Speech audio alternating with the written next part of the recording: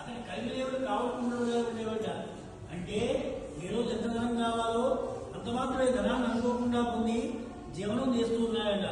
అతని కోరిక మీద ఎక్కువ ధనం లభించగా కష్టాలు అనుభవిస్తూ ఉన్నాయట. ఒకరోజు పురాణ విధానాన్ని చదవడం ప్రారంభించాడట. కొన్ని దినాలకి ధన ప్రాప్తిలో మరుగు కుబేర వ్రత విధానాన్ని ధనలక్ష్మి అనుగ్రహాన్ని చూశాడట. దాన్ని చూసినట్టుగా ఆ వ్రతాన్ని ఆచరించి యోపద సౌభాగ్య పుత్ర పవిత్రాలు రాజమండ్రి కడికి దైవత్వంలో లీనమయ్యాడట. అతని కథను అతను ఆచరించుకునే వ్రత విధానాన్ని ధనలక్ష్మి అనుగ్రహాన్ని చెబుతున్నాను వినండి.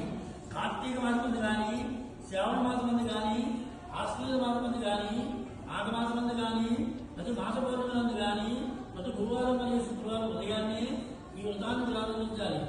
భగవంతుడు సంపదలు కానీ ఉత్తోదైన స్త్రీలతో ఈ వ్రతాన్ని ప్రారంభించాలి. ఈ వ్రతాన్ని 13 సార్లు చేసినట్లయితే తన మనోవాంఛ శీఘ్రంగా లభిస్తుంది. ధనలక్ష్మి అనుగ్రహంతో కుబేర రూపమైన ధనప్రాప్తి కలగడానికి సులభోపాయం కలిగే ప్రథమోధ్యాయ